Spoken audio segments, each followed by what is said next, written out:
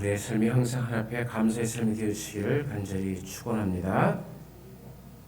성경을 보면 모든 것이 잘 풀리고 모든 것이 자기 생각대로 되어지고 모든 뜻이 자기가 원하는 대로 되어지는 사람은 찾아보기 힘들어요. 오히려 많은 사람들이 파란만장한 삶이 많이 등장하죠. 그 중에 한 명을 꼽으라면 이 다윗이죠.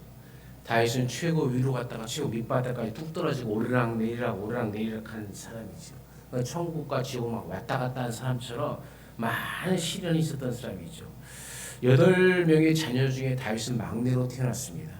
어린 나이에 사무엘로부터 차기 왕으로 기름을 받았었고 골리앗을 이기는 이 놀라운 전과도 있었고 전쟁마다 승리하는 기쁨도 있었고 왕이 사위가 되어지는 행운도 얻었죠. 그러나 한편으로는 형들에게 무시당하기 일쑤였고 장애의 눈을 피해서 13년간 도망자의 삶을 살았고 아내로부터 완전 무시당하기도 했고 자녀들과의 강간 사건과 그 일로 말미암아 압살롬의 모든 자녀들을 다 죽는 그런 아픔도 있었습니다. 그래서 그것뿐입니까? 이 아들인 압살롬의 반역 사건도 있었고 또 바스바의 사건으로 충신 우리아를 죽이는 이 살인죄를 같이 짊어지는 그런 모습도 있었죠. 인간적으로 보면은 참 많은 사건들 속에서 어쩔 때는 성군처럼 옳은 판단력과 실행력을 보인 반면에 어쩔 때는 짐승보다도 못한 잘못을 저지른 사람이 다윗입니다. 그런데 그런 다윗을 하나님은 왜 하나님을 가장 잘 믿는 자의 표상으로 세우시고 성경은 믿음이 좋은 왕들에게 한결같이 다윗의 길을 따랐다라는 이런 칭호를 붙여주었을까요? 오늘 가만히 생각해 보세요. 우리는 어떤 사람을 좋아합니까?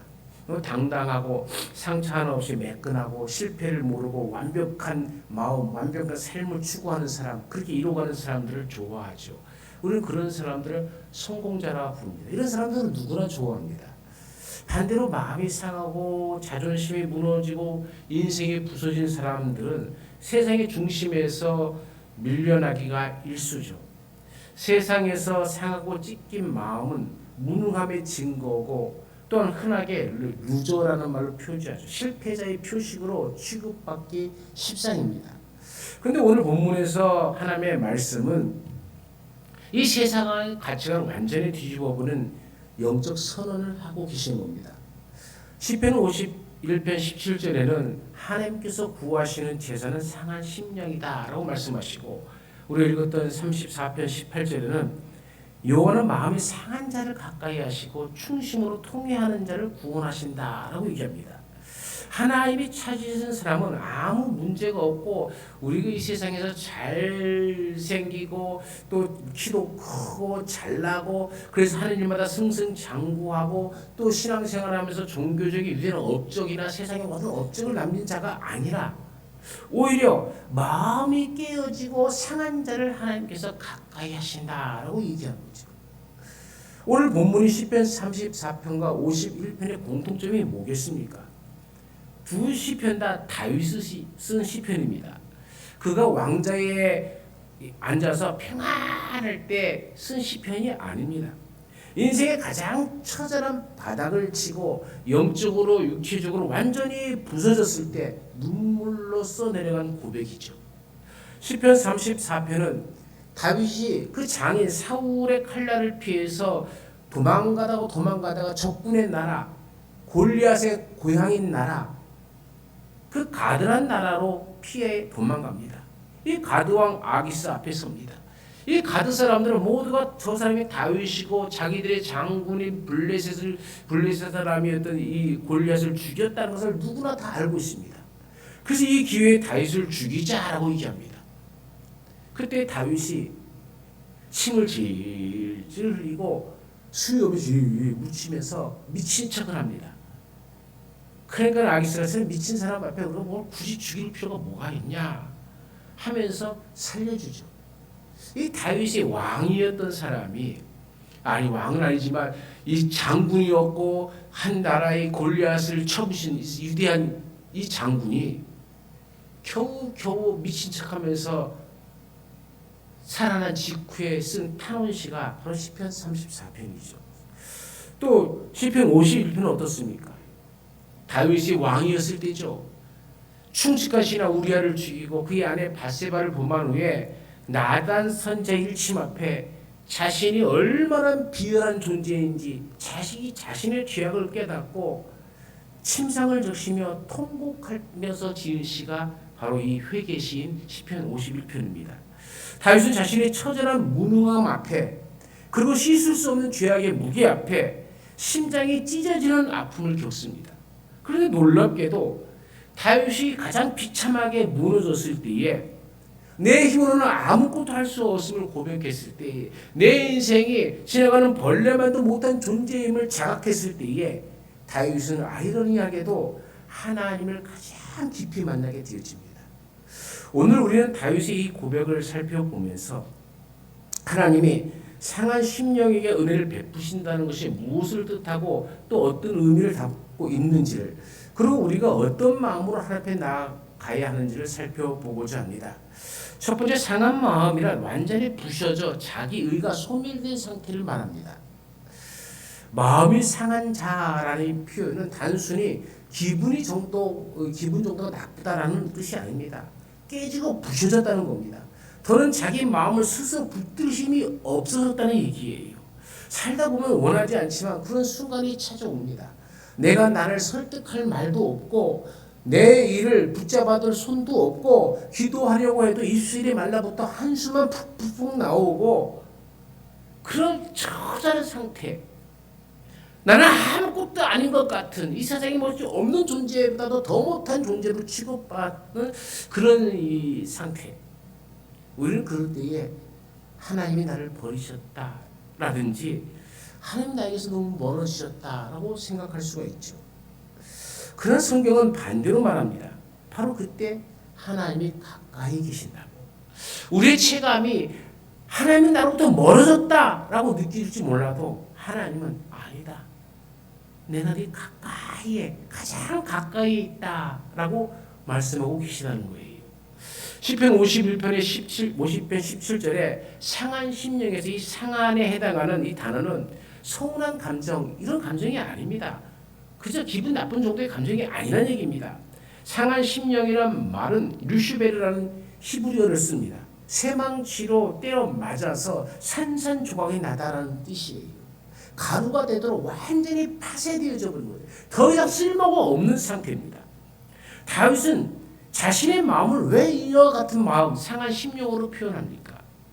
그 첫 번째 이유는 인간의 무능함의 바닥을 보았기 때문에 그래요. 시편 34편에서처럼 자신의 목숨 하나조차 자신이 건질 수 없는, 그래서 미친 척하고 침을 흘리며 겨우겨우 살아야 했던 자기의 존재, 이 무능함이 처절하게 느껴졌기 때문이고요. 두 번째는 비열한 죄인임을 깨달았기 때문입니다. 하나님을 사랑한다고 자부했던 자신이 한순간에 욕망에 눈이 멀어서 살인과 간음을 저지른 비열한 죄인, 그러면서도 자기는 의인인 척 왕좌에 앉아서 있는 자기 자신의 모습이 그렇게 더럽고 추잡해 보이고 벌레만도 못해 보였던 겁니다.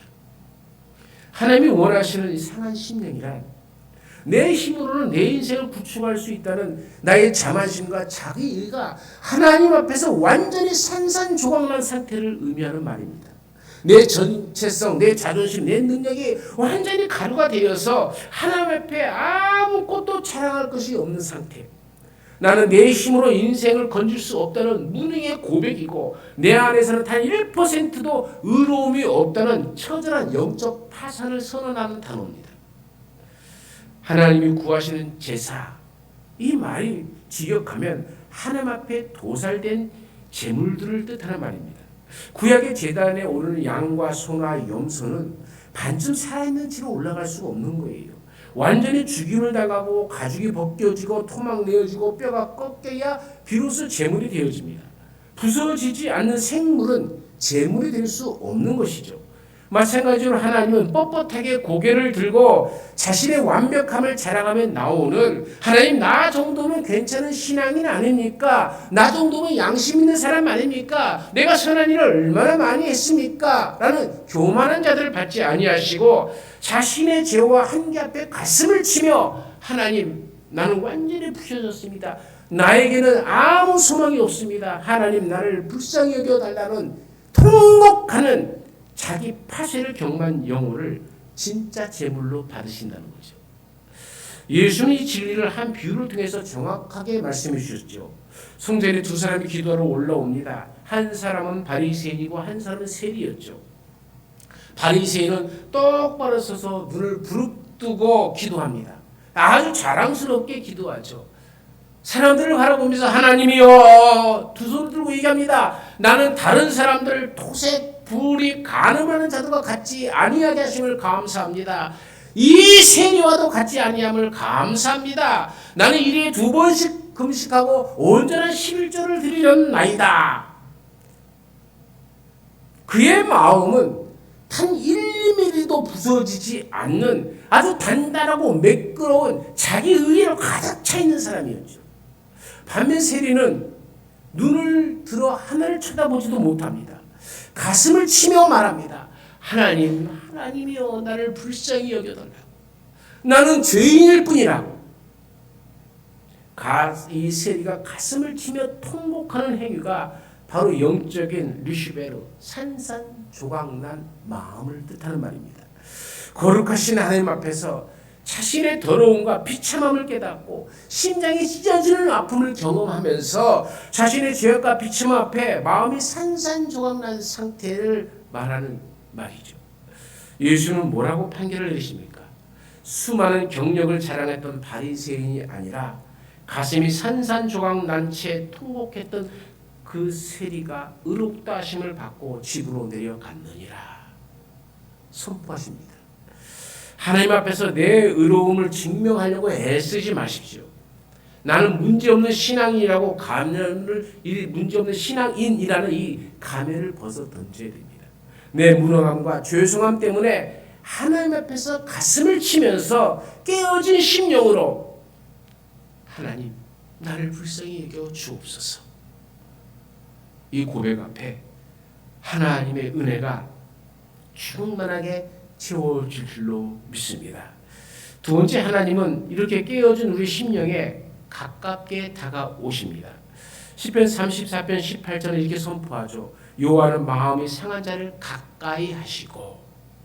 이 말씀은 단지 슬픔을 위로한다는 그런 문장이 아니라 이 죄와 두려움과 수치로 무너진 영혼을 다시 숨쉬게 하시는 복음의 숨결이고, 상한 심령을 향해서 내가 여기 있다 하며 가까이 다가오시는 언약의 하나님이 어떤 분이신지를 밝히 드러내는 등불과도 같은 말씀이죠.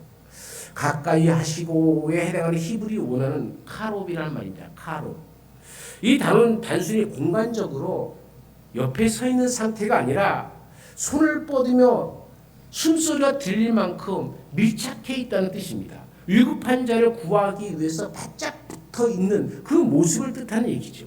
가까이란 말은 얄팍한 감정적 위로가 아닙니다. 아이고 어떡해, 이 말이 아닙니다.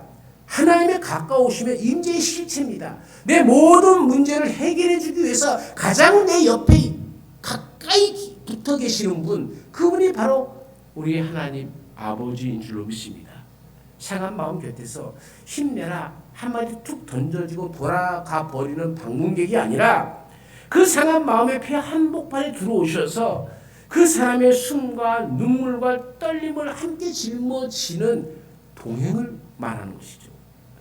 성도 여러분, 우리의 눈물은 때로 우리 자신에게도 낯설고 부끄럽습니다. 내가 왜 이렇게 약해졌지라는 질문이 우리를 더 무너뜨립니다. 우리는 언제부터 눈물 흘리는 것을 부끄럽게 여기고 살아갑니다. 그러나 하나님께서는 우리의 눈물을 찾고 계십니다. 하나님 앞에 우리의 눈물은 하나님께서 전혀 낯설어 하지 않습니다. 하나님은 눈물의 언어를 아십니다. 오히려 그 눈물의 집을 주소 삼아 찾아오십니다. 세상 사람들은 우리가 성공하고 건강하고 돈이 많을 때는 내 곁으로 모여들죠. 그러나 우리가 사업에 실패하고 질병에 걸리고 우리 삶이 무너지면 곁에 있는 사람들도 하나 둘씩 떠나가 버립니다. 하지만 하나님은 반대죠. 우리가 교만하고 스스로 잘났다고 할 때는 멀리서 바라보시지만 우리가 인생의 고난과 죄악으로 인해 마음이 갈갈이 찢기고 상할 때 하나님은 이 칼로 가장 가까운 거리로 달려오셔서 우리를 품에 안아주시고 우리와 동행해 주십니다. 하나님이 왜 상한 자에게 가까이 오십니까? 교만한 마음은 굳은 콘크리트 같아서 하나님의 은혜의 담비가 들어갈 틈이 없습니다. 그러나 상한 마음은 깨어지고 균열이 난 마음입니다. 그 깨어진 틈새 속으로 하나님의 은혜와 성령의 위로가 비로소 스며들 수 있기 때문에 하나님은 그런 자를 찾으신 거죠. 여러분, 갈멜산에서 바알과 아세라 선자 850명과 싸워 불을 내려 승리했던 위대한 선지자 엘리야를 다 아실 겁니다. 그는 영적 거인이었습니다. 그런데 이세벨 왕비가 자신을 죽이겠다고 위협을 하자 그는 두려움에 사로잡혀 광야로 도망을 갑니다. 노뎀나무 아래에 앉은 엘리야의 심령은 완전히 상하고 찢겨 있었습니다. 여호와여, 도망하오니 지금 내 생명을 거두시옵소서. 나는 내 조상들보다 못하나이다. 영적 대침체와 우울증 속에 엘리야가 무너져 내려가고 있습니다. 승리자였던 엘리야가 금방 조금 전까지만 해도 850명의 우상 숭배자들을 쳐 죽였던 엘리야가, 하늘에서 불을 내려 기도했던 엘리야가 완벽하게 깨어져 버립니다. 그때 하나님은 엘리야를 책망하거나 야, 네가 명색의 대선지자인데 왜 그 모양이냐 하고 비난하지 않으셨습니다. 하나님은 상하에 누워있는 엘리야에게 칼로 가장 가까이 다가오셨습니다. 천사를 보내어 그를 어루만져 주셨고 숯불과 구운 떡과 한 관의 물을 먹이시며 그의 영혼과 육체가 회복될 때까지 기다려 주셨죠. 오늘 본문은 다윗이 승리했을 때에 하나님이 가까이 계셨다라고 말씀하지 않습니다. 마음이 상한 자에게, 내 마음이 완전히 박살난 나 같은 자에게 하나님의 칼로 가까이 다가오셨다. 하나님께서 가까이 하시는 자리, 하나님께서 걸음을 옮기신 그 장소는 자랑의 전당이 아니라 눈물의 방입니다. 우리가 흔히 생각하는 하나님은 완전한 사람에게만 가까이 하시는 분이 아니라 완전히 무너진 것처럼 느껴지는 사람에게 가장 가까이 계시는 분이라는 것을 우리가 말씀을 통해서 깨달아야 되죠. 성도 여러분, 혹시 지금 고난과 외로움 혹은 자신의 약함 때문에 마음이 찢어지는 고통을 겪고 계십니까? 그렇다면 기억하십시오. 지금이야말로 하나님이 여러분에게 가장 가까이 계시는 순간이라고. 세상의 모든 사람은 떠나도 주는 그 깨어진 우리 마음의 조각들을 하나하나 다 거두시기 위해서 지금도 바로 내 옆에, 바로 내 곁에 서 계심을, 입을 열어 구하라고, 내 마음을 어떤 것인지를 구하라고 기다리며 계시다는 것을 잊지 않기를 바랍니다. 세 번째로 하나님은 가루가 된 우리의 심령을 은혜로 재창조하십니다. 다윗이 생애에는 찬양의 정원만 있는 것이 아니었죠. 그는 왕의 관 위에서만 노래하지 않았습니다. 그는 광야의 모래바람 속에서도 숨을 고르며 노래했고 죄책의 그림자 아래서도 가슴을 치며 노래했습니다. 다윗의 노래에는 왕궁의 금빛과 함께 동굴 안에 그 축축함도 섞여 있습니다. 시편 34편 18절에서 충심으로 통회하는 자의 이 통회는 히브리어 다카라는 말입니다. 이 단어는 먼지처럼 가루가 되도록 빠지다라는 뜻이죠. 시편 51편의 17절에 통회하는 마음도 같은 어근입니다. 통회는 자기 연민이 아닙니다. 자기 스스로 아이고 내가 왜 이 모양이 됐지 하는 자기 한탄이 아닙니다. 통회는 내가 나를 불쌍히 여기는 탄식이 아니라 내가 주님 앞에서 죄인입니다 라는 이 고백이지 통회죠. 통회는 감정의 폭풍이 아니라 하나님 앞에서 진실한 굴복이며 회개며 고백입니다. 여기서 중요한 것은 통회는 공로가 아니라는 거예요.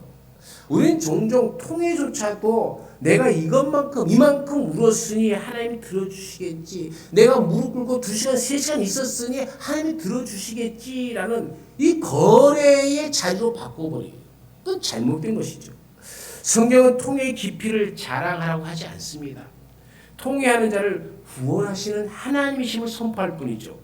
우리의 눈물은 값을 치르는 동전이 아니라 하나님께서 친히 찾아오시도록 열어주는 창문인 것이죠. 구원은 언제나 하나님의 주권적 은혜에서 옵니다. 우리는 무릎을 꿇고 하나님은 우리에게 손을 내밀죠. 우리는 탄식합니다. 그러면 하나님은 그 내민 손을 우리를 건지십니다. 우리는 깨어집니다. 그러면 하나님은 다시 우리를 세우십니다. 그런데 히브리어에서 이 다카, 가루가 된다는 이 단어의 의미는 아주 신비로운 영적 의미를 같이 포함하고 있습니다. 여러분, 흙이나 곡식이 가루가 되면 어떻게 됩니까? 여러분, 가루가 된 흙에 물이 부어지면 그것이 차르게 되어지고 토기자의 손에서 이전보다 훨씬 아름다운 그릇으로 재창조가 될 수 있는 거죠. 여러분, 곡식이 가루가 되면 어떻게 됩니까? 그것으로 끝납니까? 아무 쓸데없다고 버립니까? 그것으로 물이 부어지면 반죽을 해서 모든 사람들이 먹을 수 있는 맛있는 빵이 되어지기도 하고 뭐 부침개로 부쳐 먹기도 하는 거죠. 재창조의 역사가 일어나는 겁니다.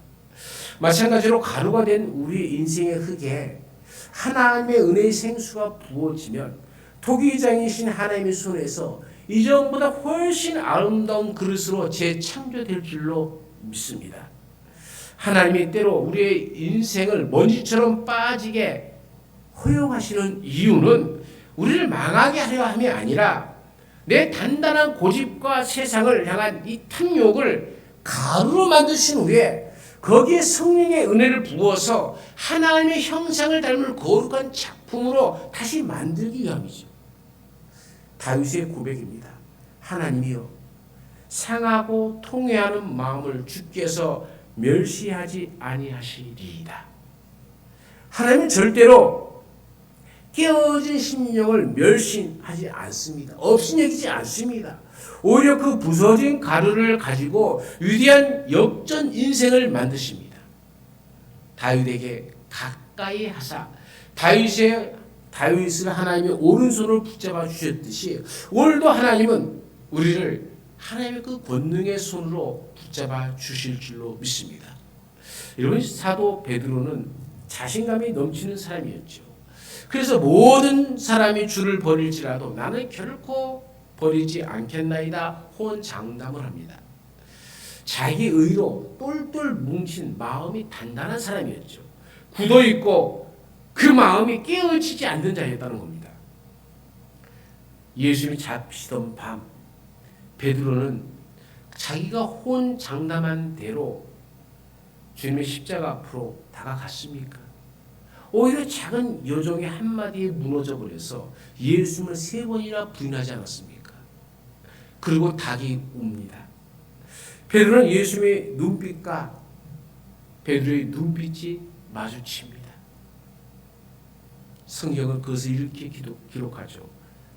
그 마주치는 순간, 닭이 우는 그 순간, 주님과 눈이 부딪히는 그 순간에 베드로는 밖으로 나가서 심히 통곡했다. 베드로의 교만과 자존심이 가루처럼 빠지는 이 다카의 순간입니다. 완전한 실패자가 되어 디베랴 바닷가에서 고기를 잡던 베드로에게 부활하신 예수님이 찾아오십니다. 주님은 가루가 되어 울고 있는 베드로를 멸시하지 않으셨습니다. 숯불을 피워놓으시고 생선을 구워주시며 물으시죠. 네가 나를 사랑하느냐? 베드로는 이전처럼 내가 누구보다도 다른 누구보다도 여기 있는 모든 사람들보다도 주님을 사랑합니다라고 자랑하지 못합니다. 단지 내가 주님을 사랑하는 줄 주님께서 아시나이다. 베드로의 깨어진 가루의 마음이 고백이죠. 예수님은 바로 그 가루가 된 베드로 위에 오순절 성령의 은혜를 부으셔서 초대 교회를 세우는 위대한 기둥으로 다시 반죽하여 사용하셨죠. 하나님은 완벽했던 베드로를 쓰신 것이 아닙니다. 부셔져 통곡했던 베드로를 다시 반죽해서 사용하신 거죠. 오늘 우리의 삶 앞에 내 뜻대로 되지 않아 가루가 되어지는 영역이 있습니까? 그렇다면 낙심하지 마십시오. 토기장이신 하나님의 은혜의 생수가 부어지기만 하면 우리는 하나님의 위대한 사명자로 위대한 재창조의 역사를 경험하며 감사와 기쁨으로 살게 될 줄로 믿습니다. 오늘 말씀을 통해 하나님은 우리에게 명확한 메시지를 주십니다. 하나님이 구하시는 제사는 잘 정돈된 형식이나 겉모습이 아닙니다. 하나님이 구하시는 진짜 제사는 상한 심령입니다. 르슈베르, 이 말을 기억하십시오. 내 왕과 자기 의를 십자가 앞에 내어놓고 가슴을 치는 겸손함으로 회복하시길 바랍니다. 카롭이란 이 말도 기억하십시오. 고난과 죄로 마음이 찢겨 눈물을 흘릴 때 하나님이 나를 떠나신 것이 아니라 가장 가까이 지금 여기 나와 함께 계심을 바라보십시오. 다카. 내 삶이 가루가 되었을 때에 절망하지 마십시오. 그 가루 위에 은혜의 생수가 부어지기를 간구하고 기도하십시오.